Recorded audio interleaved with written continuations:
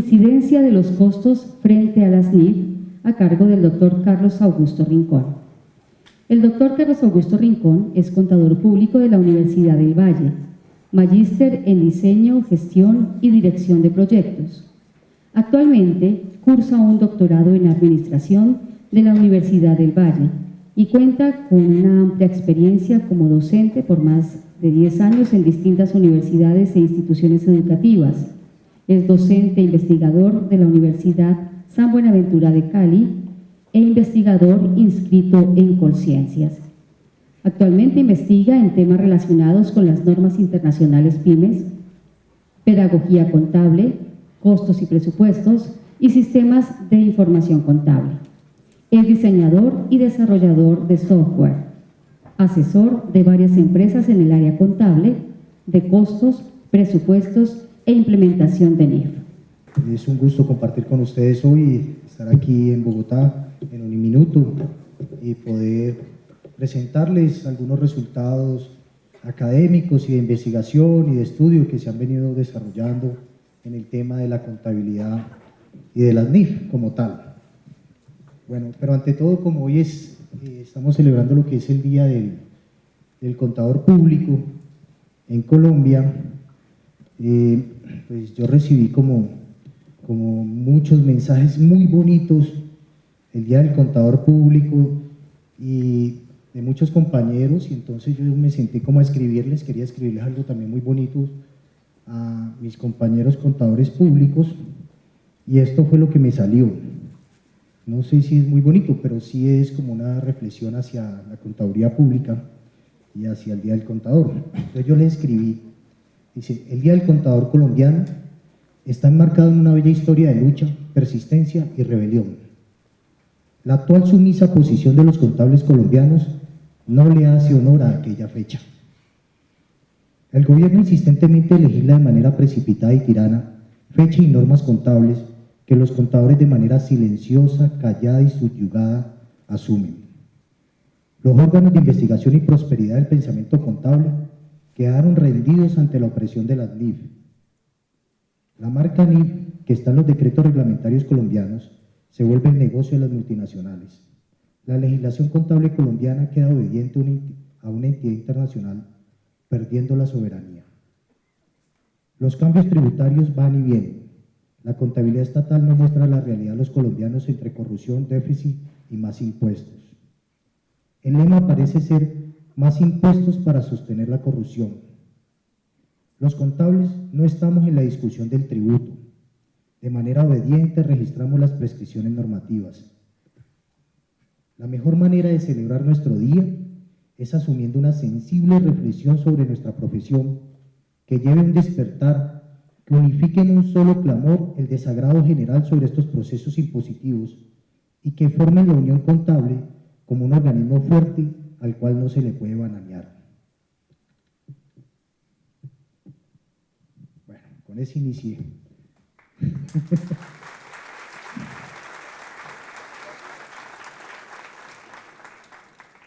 Inicio de manera como muy crítica, ¿no? Pero la verdad es que, como dijimos, vamos a iniciar de manera reflexiva. Yo creo que nos tenemos que pensar, como contadores públicos y como profesionales colombianos, que la verdad el gobierno saca un decreto, al otro día saca otro decreto, a la semana saca otro, después saca otro, y la verdad las fechas las cambian, no sabemos hacia dónde vamos en todo este proceso y hay una total incertidumbre. Además parece que los que están legislando y sacando normas pues no entienden de contabilidad, muchos. Entonces este es un problema también bastante grave como tal.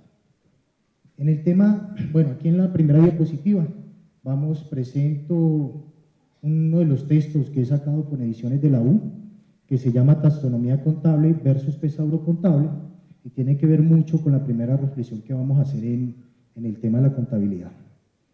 Después viene el tema de, bueno, estos son de otros dos textos que hemos sacado también, en el tema de costos 1 y costos 2, que también ya tienen, pues el tema de normas internacionales con lo que es la NIF de inventarios, también con la de segmentos como tal, y acá en costos 2, pues está lo que es la metodología FER, que es una metodología para enseñar costos en línea de una manera muy sencilla. La verdad es que es muy fácil, dado que ya no lo hacemos de manera vertical, sino lo enseñamos de manera horizontal, y la verdad pues eso facilita la comprensión del tema de los costos en línea. Vamos a mirar este tema primero de la NIF y después si alcanzamos vamos a analizarlo desde ese tema de los costos como tal. Porque en primer plano vamos como a analizar dónde está la contabilidad, normas internacionales de información financiera, pero primero poniéndonos en el contexto de qué es la contabilidad. En ese contexto de qué es la contabilidad, vamos a irnos como en el lenguaje de Giri, en el paradigma de la utilidad para la toma de decisiones, en el cual está enmarcado todo este proceso de normatización. Ya no hablamos de los paradigmas positivistas anteriores, sino el paradigma de la utilidad para la toma de decisiones, con un grupo de teorías y demás. Y ese va a decir Giri como contabilidad, cuando se define qué es la contabilidad, generalmente la definimos como lo que hace la contabilidad, ¿no? Entonces, cuando me pregunta qué es la contabilidad, y generalmente la gente entonces empieza a decir, es la ciencia del registro. Entonces, como si hacer un registro tuviera algo de científico, ¿no? Entonces, eso es lo que hacemos, pero no define como tal lo que es, ¿no? Entonces, cuando vamos, y Giri va a decir que la contabilidad es un lenguaje. Y cuando definimos la contabilidad como un lenguaje, o como un juego de lenguajes, si nos metiéramos con Wittgenstein, lo ponemos en una cosa bastante seria, dado que los mayores filósofos del mundo, los filósofos estructuralistas, han camellado el tema del lenguaje, y el lenguaje no es nada sencillo, el lenguaje es algo bien complicado. Y la contabilidad como el lenguaje que permite describir los derechos de propiedad de un ente basado en las intenciones, intereses y necesidades de los usuarios, tiene todas unas tensiones bastante interesantes, y esas tensiones es lo que hace científica la contabilidad como tal. Entonces, en la primera dijimos, la contabilidad es un lenguaje que permite, o un juego de lenguaje, que permite describir los derechos de propiedad basados en la intención, interés y necesidades de los usuarios. Entonces, la primera parte que va a determinar la contabilidad sobre la cual va a trabajar es el concepto de la estructura de propiedad. Y lo que hacemos nosotros en la contabilidad es describir cómo se encuentra esa estructura de propiedad dentro de las organizaciones. Y que cada vez que hay un movimiento, o sea, una transacción, un intercambio dentro de la organización, de alguna manera se mueve esa estructura de propiedad y muta y cambia. Y entonces lo que vamos a hacer los contables es definir cómo quedó nuevamente la estructura de propiedad bajo unos métodos sistémicos que nos permite demostrar eso bajo un grupo de informes. Y ese mensaje que nosotros presentamos, lo presentamos basado en unos grupos de indicadores y señales, ¿cierto?, que va a representar bajo la necesidad del usuario.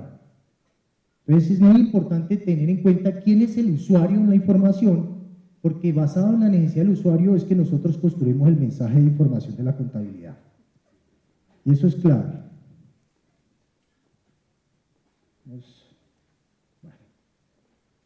Y aquí, en ese concepto, entonces, nos tenemos que meter en algo bastante interesante, es que la contabilidad no es homogénea, como siempre nos intentaron decir, sino que la contabilidad es multidimensional, la contabilidad es multiusuaria. Entonces, cuando hablamos de la estructura contable, tenemos que entender que no existe un solo estándar, sino que existen múltiples estándares de la contabilidad. Y entre esos estándares existe el estándar internacional, el estándar local y el estándar institucional. Y dentro de ese estándar internacional, la IFRS no es el único estándar. En el mundo ya había otro estándar que es la IUSGA, principios de contabilidad generalmente aceptados, y que Colombia en un tiempo ya había pasado por todo este proceso de implementación e internacionalización con la IUSGA. Ahora lo estamos volviendo a hacer con las IFRS, dado la pérdida de reputación de la IUSGA por ahí en el año 2001 cuando lo de Enron y todo eso. ¿Cierto?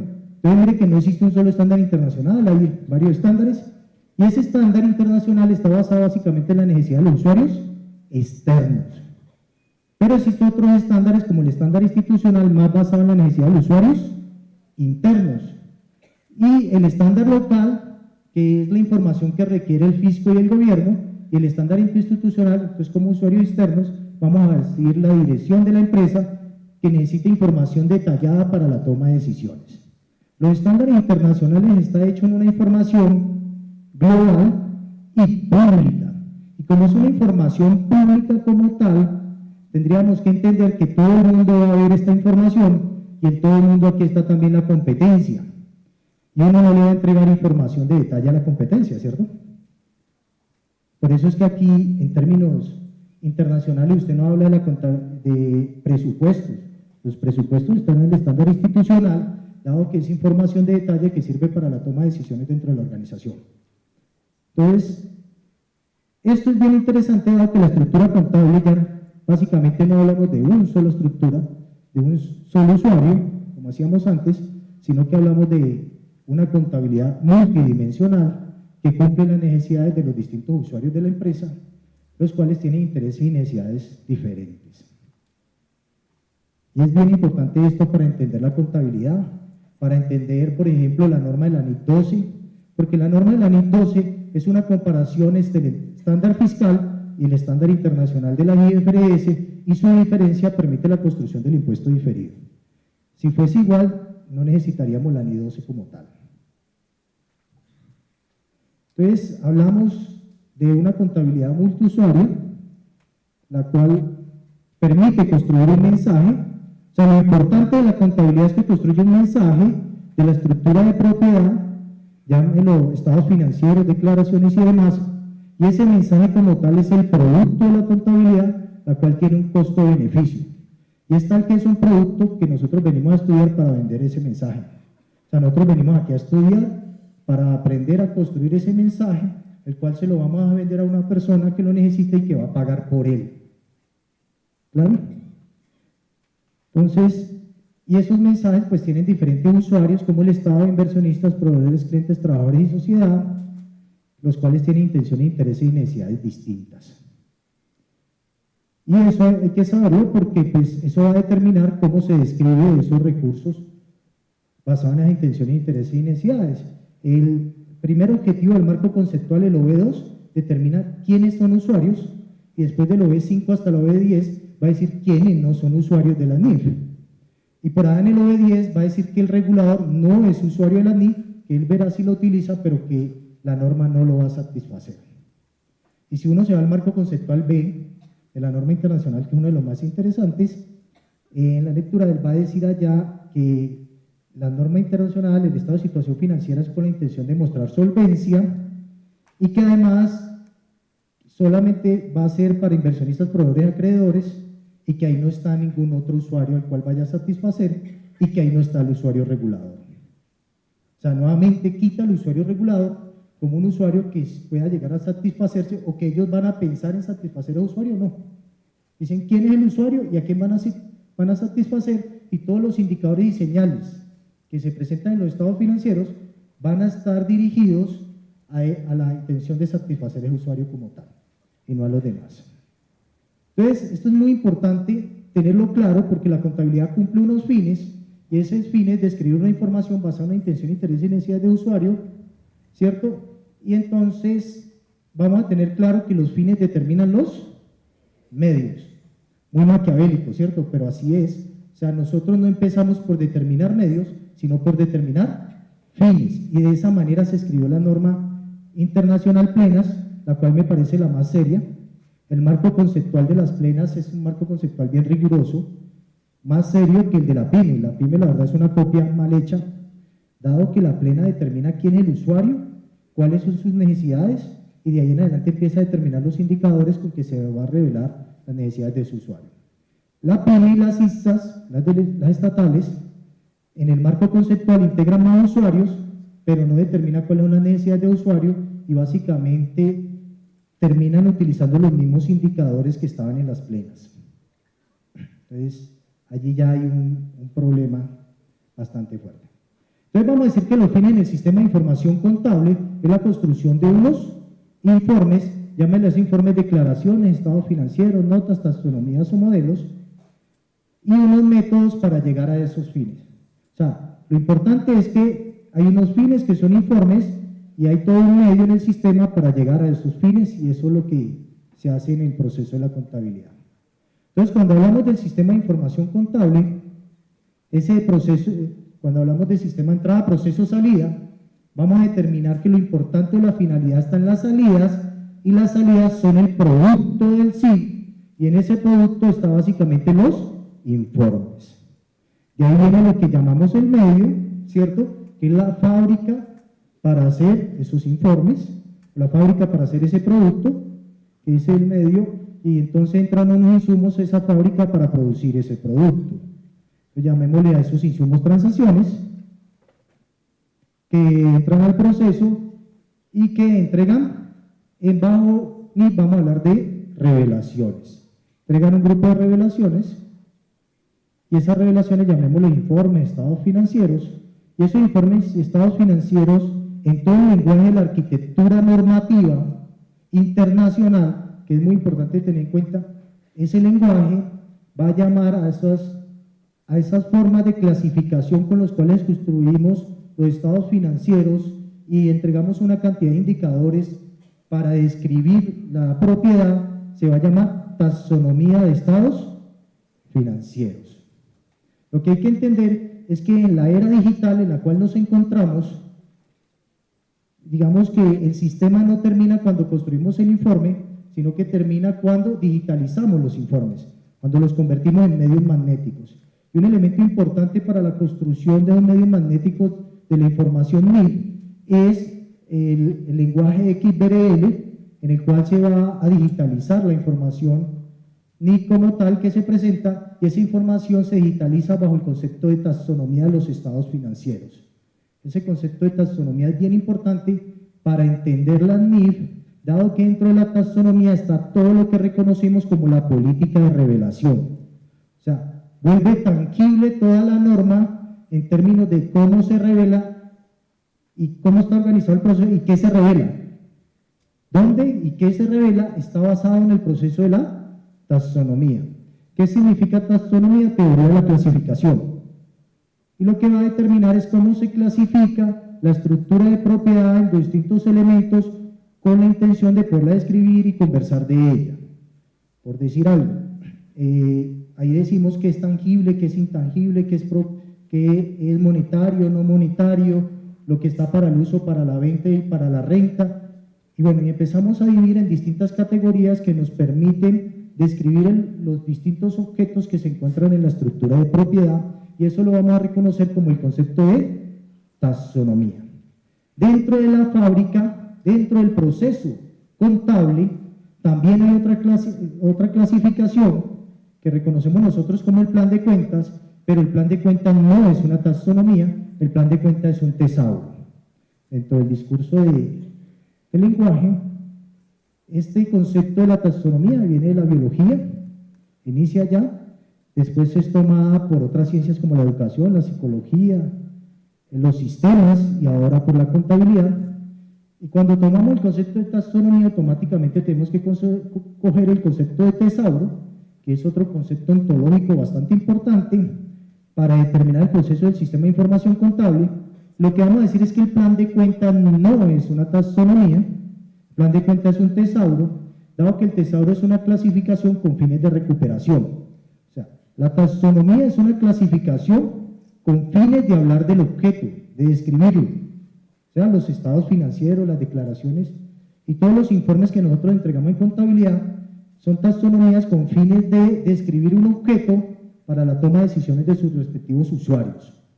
Y el tesauro no es con fines, nadie revela planes de cuentas. La DIAN a uno no le pide planes de cuentas, ¿cierto? ¿Qué le pide a uno la DIAN? Informes, declaraciones.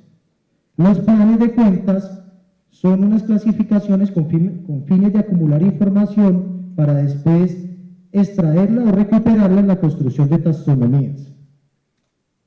¿Sí es claro? ¿Fácil? Entonces, los tesauros son medios para ubicarse en los fines. Y los fines en contabilidad lo vamos a llamar taxonomías.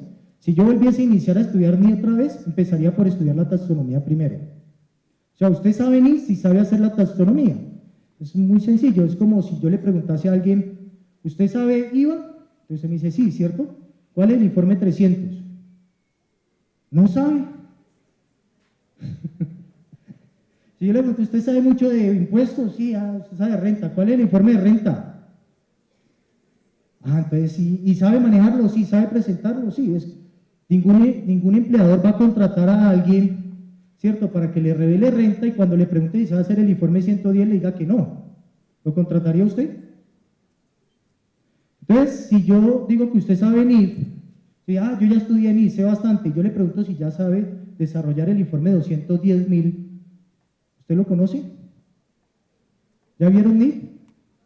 ¿No han visto NIF? Están quedados en ese momento, pero por ahí se debe iniciar, por entender cuáles son los informes que hay que presentar. Yo iniciaría por ahí, por entender muy bien cómo se desarrollan cada uno de los informes, porque en cada uno de los informes están los indicadores que se deben revelar en términos de normas internacionales de información financiera. O sea que no se inicia por entender el plan de cuentas. Uno diseña el plan de cuentas basado en la taxonomía, dado que ahí voy a acumular la información que voy a después extraer en la construcción de la taxonomía. O sea, el tesauro se elabora en términos de la taxonomía. ¿Claro hasta allí? Y ese concepto de taxonomía lo utiliza el IFRS desde el año 2009. Están las taxonomías 2009, 2010. Cada año saca la taxonomía plenas. Este es el de plenas y este es el de PYME. Igualmente también las IUSGA tienen sus taxonomías, que es la herramienta que va a servir para revelar todos los informes. Entonces, cada vez que hablamos de una norma, cada norma tiene un informe. Cada norma que nosotros presentamos tiene un informe. Entonces, usted va a decir, dígame el informe de la adopción NIF por primera vez que la IFRS 1. Pues el informe 819.100. Hablemos del informe del marco conceptual, el 105.000.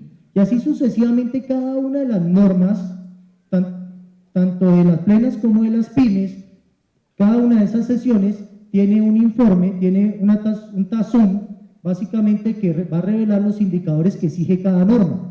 Ahí va a estar como tal. Entonces, por ejemplo, este es el informe 110.000, este es el informe 210.000, que es el estado de situación financiera, que no alcanzamos a verlo allí bien, o por acá sí, por corriente o no corriente de 220.000, el estado de situación financiera por orden de liquidabilidad, y así sucesivamente hay 65 informes en plenas y hay 45 informes en PYME. Entonces, saber ni es que usted sepa hacer cada uno de esos informes. Estamos hablando que creo que quedó como en 140 y algo de páginas en plenas y 42 páginas de PYME de indicadores. Que usted debe saber cuáles son los indicadores de allí, que hay allí, cómo se reconoce y cómo se mide cada uno de esos indicadores.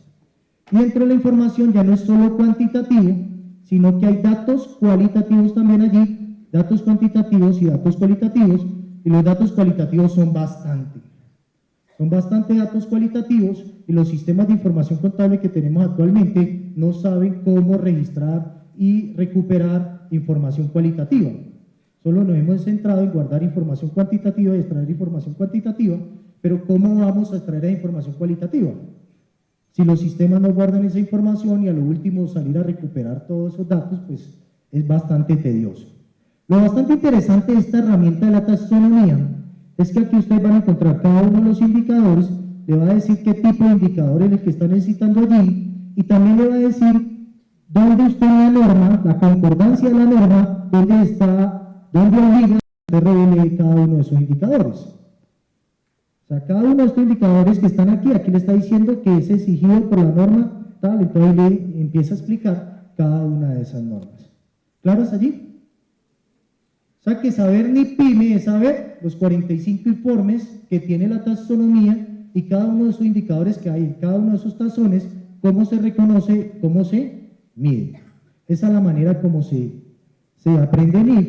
Y la idea es que todas las organizaciones que estén, por ejemplo, en los procesos de auditoría que se hace en términos de implementación, lo que uno va a verificar es que ella tenga la capacidad de construir cada uno de esos tazones. Tarde o temprano les van a exigir, ahorita con el Express le están exigiendo 4 de esos tazones, pero al sector financiero le están exigiendo los 65 tazones para revelar en el proceso de XBRL. Entonces, entendiendo ese proceso, si vamos a ver inventarios, en términos de NIC, tendríamos que reconocer que el informe que deberíamos de estudiar es el informe 826.380. Es el informe para, y son iguales para tanto plenas y para NIC, tienen el mismo código. O sea que ya no hay que aprender planes de cuenta, ya no hay que aprenderse códigos de PUC como nos aprendíamos antes, ¿cierto? Sino códigos de tazones, códigos de indicadores. Y es que la norma es muy clara, dice que son políticas contables, cuando uno va a la norma, dice son políticas contables los principios, bases, convenciones, reglas y procedimientos específicos adoptados por una entidad al preparar y presentar estados financieros. O sea que la norma es para hacer estados financieros, a no le van a decir debite, acredite, no, nada de eso, eso ya es la norma local la que exige esos procesos. La norma como tal es para preparar y presentar estados financieros. Y el profe Juan Fernando, en uno de sus editoriales, lo expone muy bien, y creo que de pronto ahora nos conversa, pero él siempre ha determinado, o la norma siempre se ha determinado en términos de presentación de estados financieros. Entonces, cuando vamos a hablar de dónde se ubica toda esa normatividad, vamos a definir que son políticas contables para hacer estados financieros reflejadas en taxonomías de informes planteadas en indicadores y señales. O sea, que cada tazón lo que contiene, o sea, cada estado financiero lo que contiene es un número de indicadores y señales. Esos indicadores generalmente los llamamos como magnitudes en la teoría contable para presentación de esos informes. Pues, bueno, aquí unos cositos de qué es indicador. Generalmente las finanzas, cuando dicen indicadores, piensan que ellos son los únicos que calculan indicadores, pero la contabilidad, dentro de sus estados financieros, tiene cálculos de indicadores simples, y las finanzas construyen indicadores compuestos, los cuales hacen uso de indicadores simples para poderlos expresar. Entonces, simples son los que expresan las variaciones de una sola magnitud económica, en cambio los indicadores compuestos expresan las variaciones de un conjunto de magnitud económicas relacionadas entre sí. Generalmente en la matemática nosotros hablamos de magnitudes fundamentales y magnitudes derivadas, que en las finanzas lo van a llamar indicadores simples e indicadores compuestos. Entonces, en ese mismo, digamos, un informe es un estado financiero para la toma de decisiones, el control y el aseguramiento, y esos estados financieros contienen una cantidad de indicadores y señales.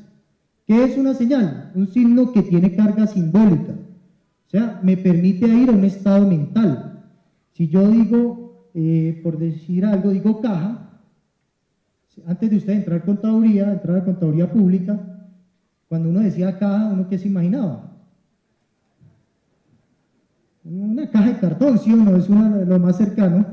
Pero después de que entramos a contaduría ya nos dicen que ese signo de caja va a ser el dinero disponible que tiene la organización dentro de la empresa, ¿cierto? Como tal. Entonces, es un signo que nos permite llegar a un mismo estado mental como tal. Y un indicador, pues también es una señal, pero a diferencia de las señales que tiene un sistema métrico que le permite llegar a un valor.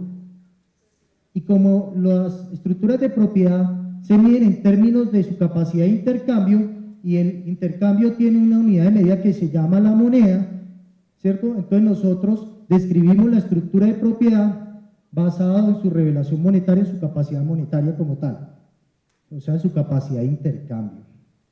Entonces, cuando hablamos de un indicador, ¿qué es lo que le da sentido a un signo o una señal?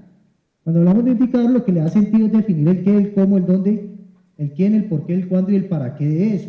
Entonces, si yo hablo de activo biológico, entonces, ¿qué es un activo biológico? Entonces, es un animal, una planta viva que está para la gestión o para la transformación de la empresa. Entonces, ¿qué es lo que acabo de decir allí? ¿Qué es ese indicador? Eso en normas internacionales lo va a llamar la política de reconocimiento. ¿Cómo lo calculo? ¿Cómo hago el sistema métrico? Eso ya lo llamamos políticas de medición.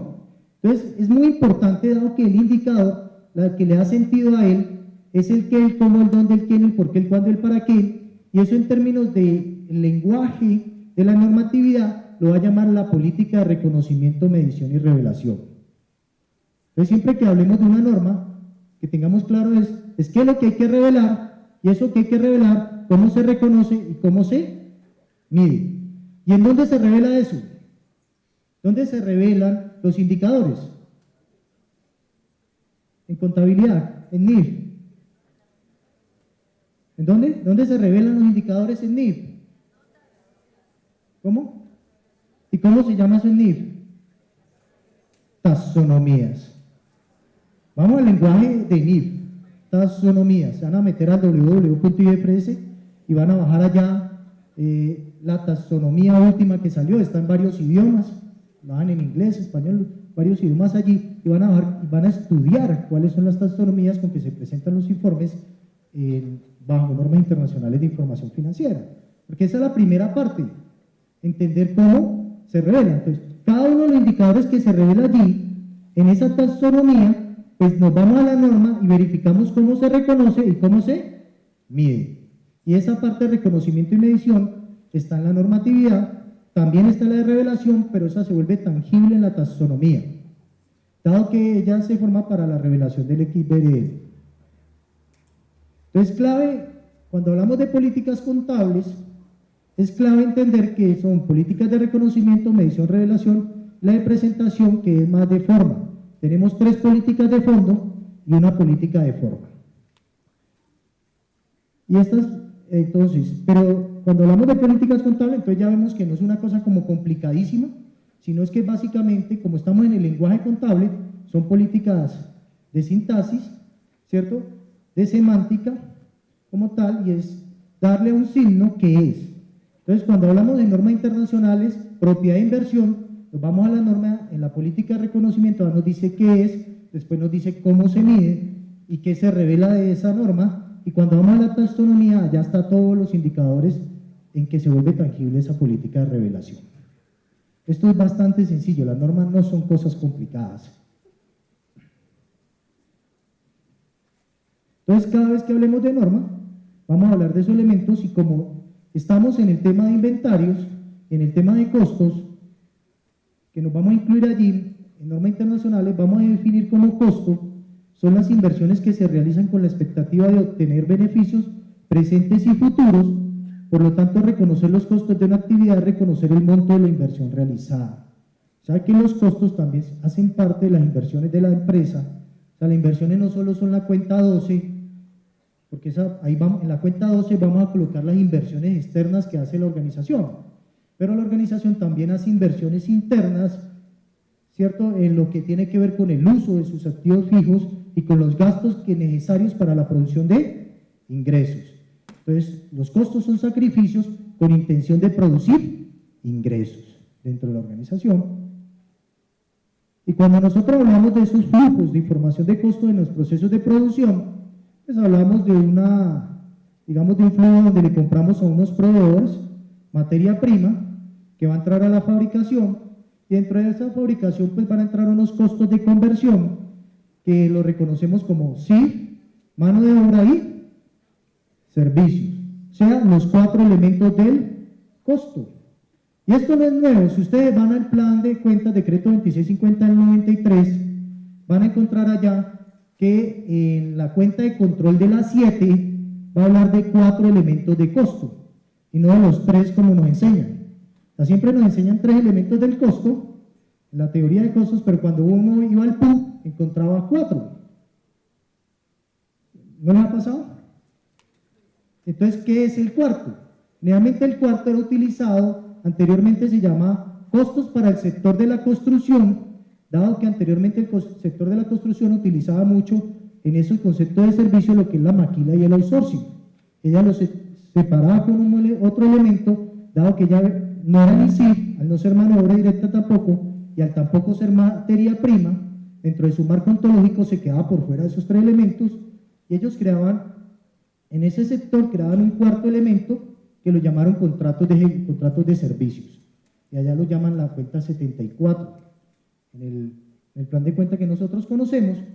Pero hoy la maquila y el outsourcing no solo pertenece al sector de la construcción, hoy muchas empresas, o sea, la maquila del outsourcing se volvió un modelo normal en los procesos de gestión de producción de las organizaciones, y por esa razón ya eso no pertenece solo al sector de la construcción, sino que pertenece a muchos sectores el uso de la cuenta 74.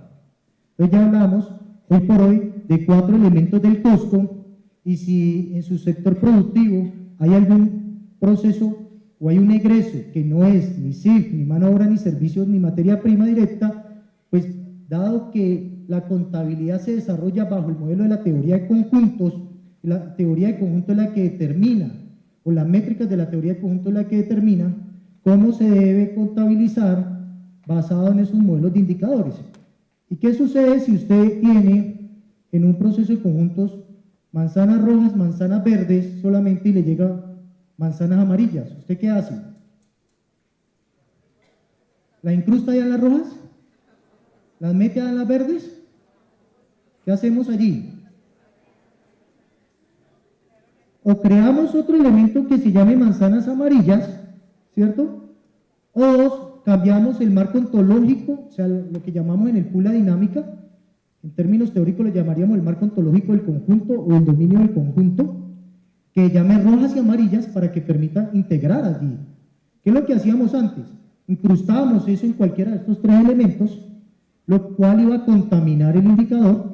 O sea, cuando yo integro esas manzanas amarillas dentro del conjunto de las manzanas rojas, lo que hago es contaminar el indicador. Y cuando uno contamina un indicador, ¿qué es lo que está haciendo? Falseando el indicador, lo cual ya ese indicador ya no es fiel. Ya no cumple uno de los principios importantes de la contabilidad, que es la revelación de ese principio de fidelidad. Entonces lo que hace uno en contabilidad es la construcción de otro elemento de él, otro elemento. Si algún momento una organización no le cumple los cuatro, dado que el marco ontológico de alguno de sus egresos se queda por fuera, debería de integrar otro elemento como tal. O sea, ¿dado en qué? Pues en la teoría de conjuntos. Entonces estamos amarrando elementos prácticos de la organización a esas teorías. Cuando nosotros hablamos de marcos teóricos, la gente le huye a las teorías, no sé. Sí, es común, ¿cierto? Cuando decimos esos cursos de teoría, cuando la teoría es lo más práctico que hay. Y la teoría nos sirve para determinar cómo se lleva esos procesos a la realidad. Entonces, hablamos de esos cuatro elementos del costo, hablamos de que después de terminado ese proceso productivo se va al almacén de producto terminado y cuando es vendido se va al costo de venta, ¿cierto? Entonces por aquí está la 1405, aquí pasa la 1410 y de la 1410 pasa a la 1435 y de la 1435 pasa a la 61. Ahora en cuenta sí manejamos bien, ¿cierto? Pero estábamos hablando ahorita de que esto era la 7, pero también vieron que eso es la 1410. ¿O es 7 o es 1410? ¿Eso es 7 o 1410? Pues es lo mismo, la 1410 y la 7 son dos cuentas para el mismo objetivo, solamente, entonces uno podría preguntar, la 7 es una cuenta control para cuando se utiliza costos estándar. Cuando utilizamos la metodología de costos estándar, separamos la cuenta 7, ¿cierto?, para poder calcular las variaciones. Si no tengo costo estándar, no necesito separar la cuenta 7 y solo con la 1410 tengo. O sea que la 7 no es una cuenta nominal, como siempre nos han enseñado, sino que es una cuenta control de una cuenta real, o sea, está más cercano a ser real que a ser nominal. Dados que las cuentas nominales se cierran con la 36, y la 7 no cierra contra la 36, y eso es un error del PU anterior que decía eso, por el desconocimiento en costo. Y este desconocimiento en costo parece simple en términos de esa realidad de las cuentas, pero podemos ver el sector cooperativo con el PU normativo que sacó el PU. Y allá cogió y pasó a la cuenta 7 los gastos de venta. O sea, lo que teníamos en la 52 lo pasó para la 7 y ya nos dañó el modelo de la cuenta de control de costo estándar. Porque como en mí, eso no lo llama gastos de venta, sino que lo llamó costos de disposición. Él pensó como se llamaba costo, ya también costo y lo mandó para allá. Y nos dañó todo el proceso, o sea, la idea, el marco ontológico del conjunto de costos de producción y operación que teníamos allí. Y eso es bastante grave en términos de la conceptualización contable. Bueno, voy a pasar por aquí. Cuando nos metemos entonces en ese concepto de inventarios en las NIF, vamos a encontrar que las normas internacionales pues va a hablar solo de 5 elementos: activo, pasivo, patrimonio, ingresos y egresos, y nosotros pues hablábamos como de 9 elementos dentro del marco de la contabilidad. y entonces vemos que desaparece el elemento del costo de venta y el costo de producción, o no más que desaparece, pues es unido a ese concepto de gasto como tal.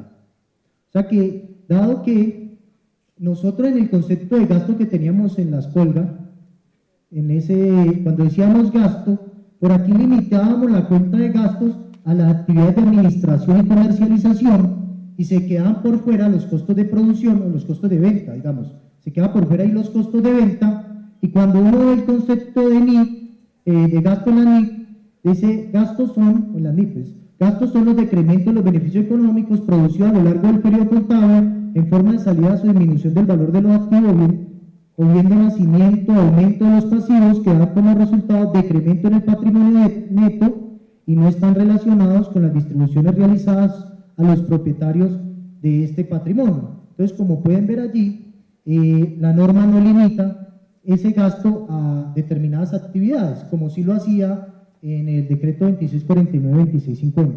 Entonces, aquí cabe todos los gastos, aquí no, dado esta restricción que tenía el método anterior. Por esa razón en PCGA sí teníamos otros tipos de costos y en la norma internacional no. Además, porque en la norma internacional no hay costos de producción, porque ella ya lo llama inventario de producto en proceso, y las cuentas de control son cuentas de detalle, no cuentas generales. Recordamos que la información de normas internacionales es con la intención de revelar información general y no de revelación de información de detalle. Y las cuentas de controles es para llevar información de detalle necesaria para la organización. Entonces, allí es otro error. Entonces, bueno, aquí el concepto de activo, que también va a cambiar bien interesante, va a decir que activo es un proceso de control y va a decir que los costos de adquisición de los inventarios va a ir el precio de compra, los gastos de importación, los impuestos no deducibles, los fletes, almacenamiento y otros costos. Esto es lo que vamos a llamar la política de medición.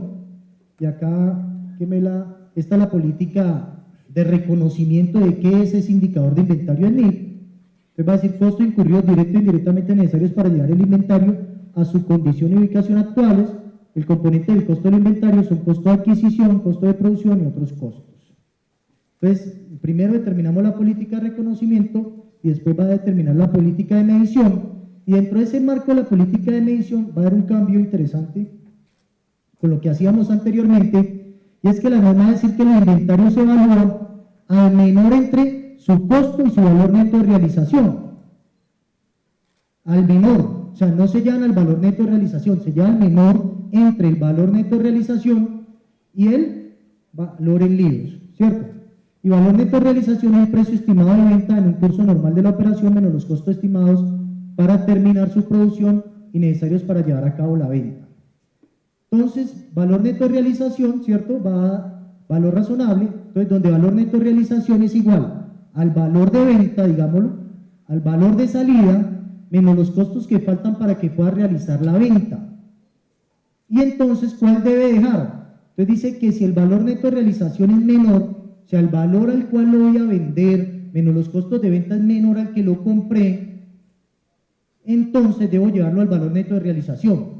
¿Por qué? Porque si usted compró un inventario en 2000 unidades monetarias y resulta que solo lo puede vender, solo lo puede realizar en 1500 unidades monetarias. ¿Qué significa eso? Ya perdió. Entonces, en la contabilización que nosotros desarrollamos, esa pérdida solo la reconocemos cuando la vendemos. En norma internacional lo reconocemos en el momento que sabemos que ya perdimos. O sea, decimos eso ya está deteriorado, o sea, ya perdimos ese dinero. ¿Sí es claro? En el otro modelo dejamos 500.000 más, los cuales nunca se iban a realizar, porque cuando se vaya a vender, se va a vender en 1500, ya tenemos pérdidas de 500, entonces bajo NIC vamos a quitar esos 500 de una vez y los vamos a llevar al gasto. Cuando el valor neto de realización es mayor al valor en libros, que es lo normal, yo compro inventario más barato para venderlo más caro, eso es lógico, pues ahí no se hace nada. O sea, mientras el valor en libros sea menor al valor neto de realización, no se hace nada. O sea, ¿cuáles se ajustan? Solo aquellos inventarios en que su valor neto de realización sea menor al valor en libros porque ya debe asumir la pérdida del deterioro que tuvo allí. ¿Claro? Entonces veamos un ejemplo. Y si un empresario compró hace 3 años repuestos para la venta en su negocio por valor de 35.000 unidades monetarias, para ese tiempo conseguir esos repuestos era bastante complicado, poco lo tenían y el valor del mercado era alto. Actualmente la competencia del oferente de este producto es alta, el producto es fácilmente conseguible, es más económico importarlo, el costo de compra es más económico y la demanda es más escasa. Los repuestos actualmente se consiguen en el mercado a un valor de 10.000 unidades monetarias.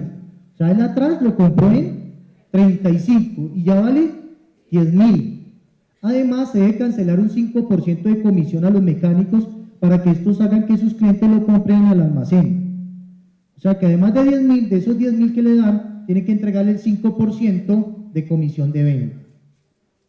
Entonces, ¿qué tenemos allí? Un valor razonable de 10.000. Un gasto de comisión 10.000 por el 5% de 500. Por lo tanto, el valor neto de realización es 10.000 menos 500, 9.500 va a realizar ese inventario. El valor en libros de 35.000, ya me dice que hay deterioro, porque el valor neto de realización es menor. Entonces, el valor neto de realización sería utilidad o pérdida, es igual al valor neto de realización menos valor en libro, lo cual tenemos una pérdida de 25.500 unidades monetarias. Esto es el deterioro. ¿Por cuánto debe quedar el inventario en libros en NIF? ¿Por cuánto? 9.500, no por 25.500, porque 25.500 es el deterioro. ¿Por cuánto debe quedar el inventario bajo contabilidad fiscal? 35.000. Si estamos hablando de la contabilidad fiscal, queda en 35. Si estamos hablando de esa evaluación del mismo inventario en contabilidad NIF, estamos hablando de 9.500. Porque la NIF me dice que reconozca la pérdida de una vez. Acá solo puedo reconocer la pérdida cuando lo venda. Entonces tenemos aquí la contabilización, donde contabilizamos el inventario en 35.000 unidades monetarias, ¿cierto? Contra proveedores, esta fue la compra del inventario. Y ahora vamos a hacer el ajuste dado que todavía tenemos inventario allí y por realización ya sabemos que perdimos.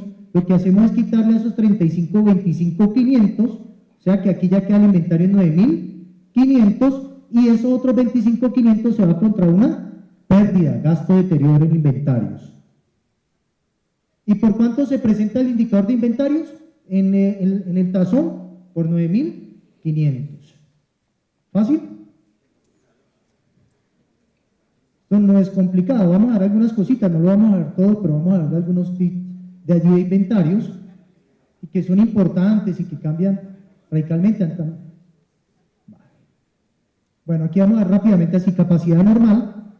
Dice, una entidad distribuirá los costos indirectos fijos de producción entre los costos de transformación sobre la base de la capacidad normal. La capacidad normal nosotros la reconocemos generalmente como el estándar, el valor estándar del producto, ¿sí? Y va a decir la norma que si usted gastó más que lo estándar, ese valor de más, fiscalmente lo llevamos al valor del producto, al inventario de producto terminado. Bajo NIF lo llevamos es al gasto. Decimos, ese problema del mayor valor, el sobrecosto que usted tuvo, no es un problema de producción, sino que es un problema de logística, y por ser un problema de logística debe ir al gasto. Otro elemento interesante, entonces teniendo en cuenta que tenemos la cuenta 14, 10 y 7 para ese costo estándar, que es importante para calcular esos costos anormales. Ya sabemos que la 1410 y la 7 es lo mismo, dado que la 7 es una cuenta de control de la 1410. ¿Y para qué sirve?